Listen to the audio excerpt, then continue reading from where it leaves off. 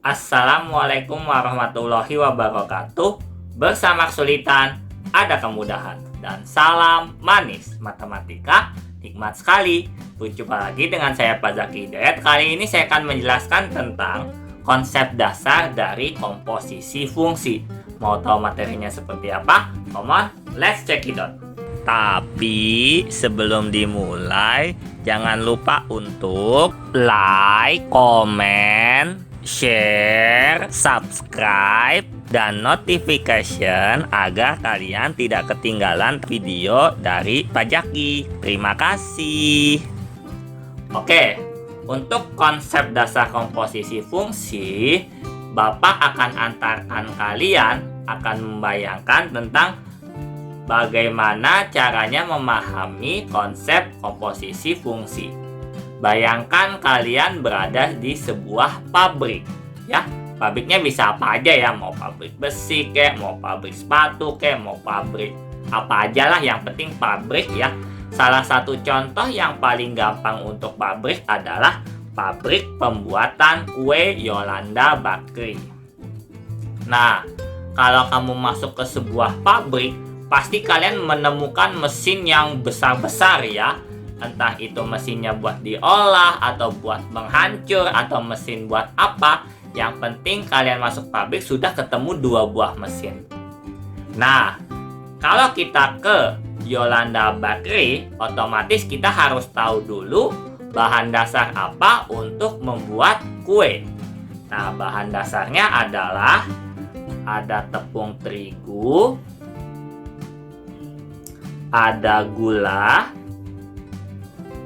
ada telur, ada mentega, dan ada bahan perasa lainnya. Bisa coklat, bisa stroberi, bisa pisang, bisa nanas, dan lain sebagainya. Pada saat bahan itu dicampur oleh mesin mixer, maka akan terciptalah sebuah adonan. Nah, ketika adonannya dimasukkan ke dalam oven, maka jadilah ia menjadi kue. Sampai sini paham?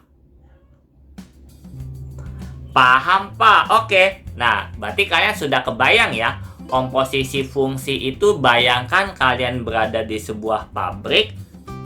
Kita akan mengolah bahan mentah, dimasukkan ke dalam mesin pertama, mesin kedua, mesin ketiga, ataupun mesin yang lainnya, sehingga menjadi barang jadi atau bahan jadi. Nah, sekarang kita hubungkan imajinasi kalian untuk membuat kue dengan imajinasi matematika, yaitu fungsinya.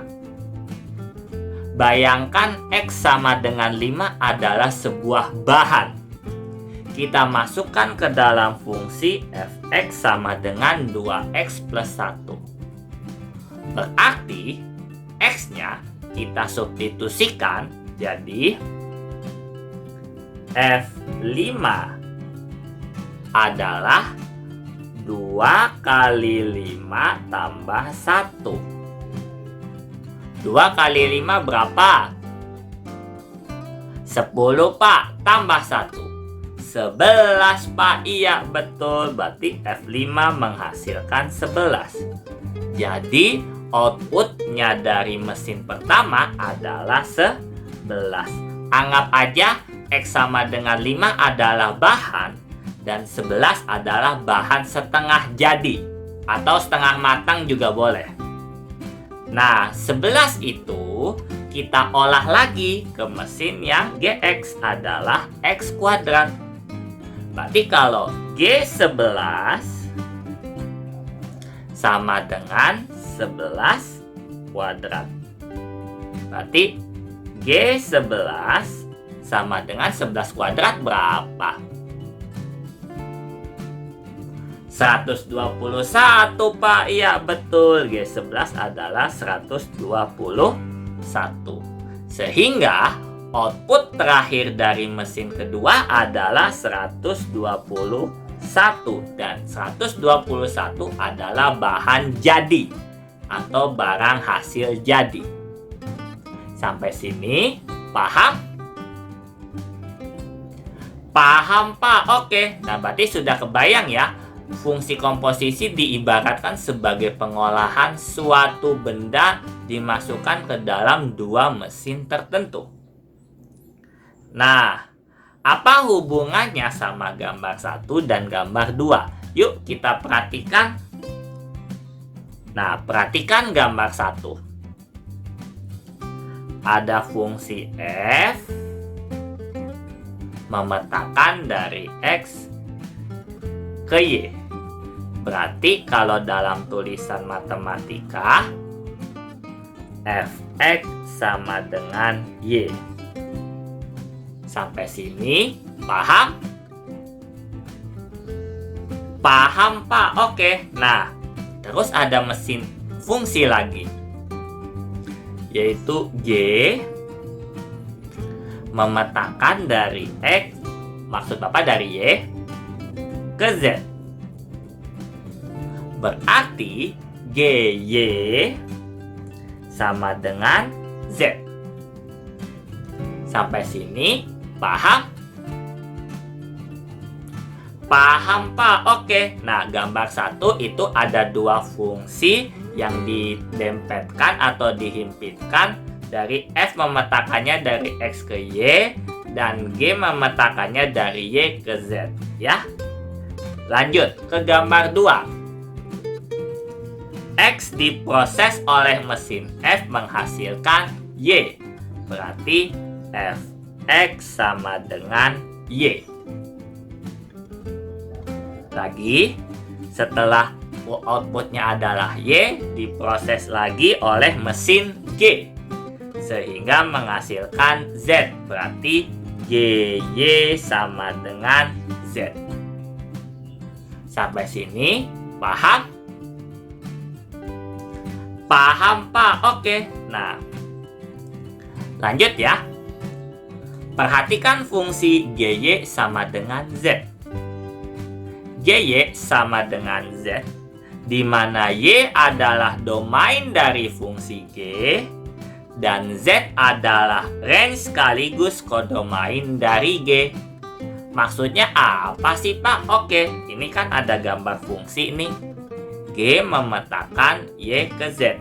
Yang ada Y-nya ini dinamakan domainnya si G. Dan Z ini bertindak sebagai range G sekaligus dia kodomain dari G. Sampai sini paham? Paham, Pak? Oke, lanjut lagi. Karena Y juga termasuk range dari fungsi F dan Fx sama dengan Y. Nah, perhatikan gambar ya. X-nya ini bertindak sebagai domain dari F dan Y bertindak sebagai range-nya dari F, atau bisa kodomain dari F. Tapi Bapak lebih tepatnya ke range F ya, karena Y itu adalah daerah hasil. Sampai sini paham? Paham, Pak? Oke.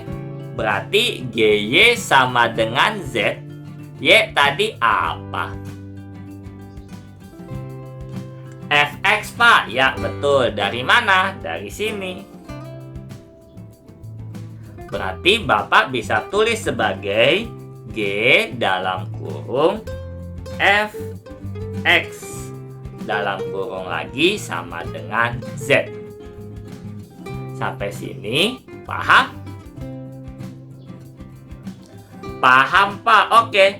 G yang isinya Fx sama dengan Z Bapak tulis jadi G dot Fx sama dengan Z.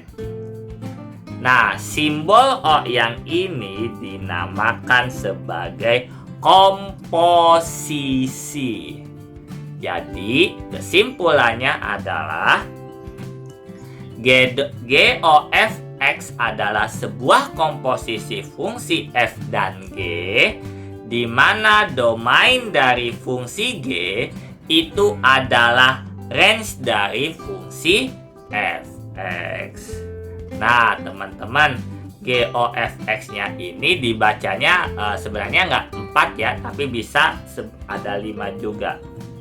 Ada yang G bundaran F, ada bacanya GOF, ada bacaannya G komposisi F, ada bacanya G yang isinya F, dan satu lagi adalah G.F. Pokoknya terserah teman-teman saja, baca GOFX-nya itu terserah kalian ya. Silahkan kalian Anda tentukan sendiri. Sampai sini paham? Paham, Pak? Oke. Nah, sekarang kalian sudah tahu ya dasar-dasar dari konsep dasar komposisi fungsi. Ayo semuanya kita harus belajar matematika supaya kalian bisa memecahkan masalah sendiri dan menemukan solusinya. Dan ingatlah kawan-kawan, sebaik-baiknya manusia adalah manusia yang bermanfaat untuk orang lain. Saya Pak Zaki Hidayat undur diri terlebih dahulu. Wassalamualaikum warahmatullahi wabarakatuh. Salam manis.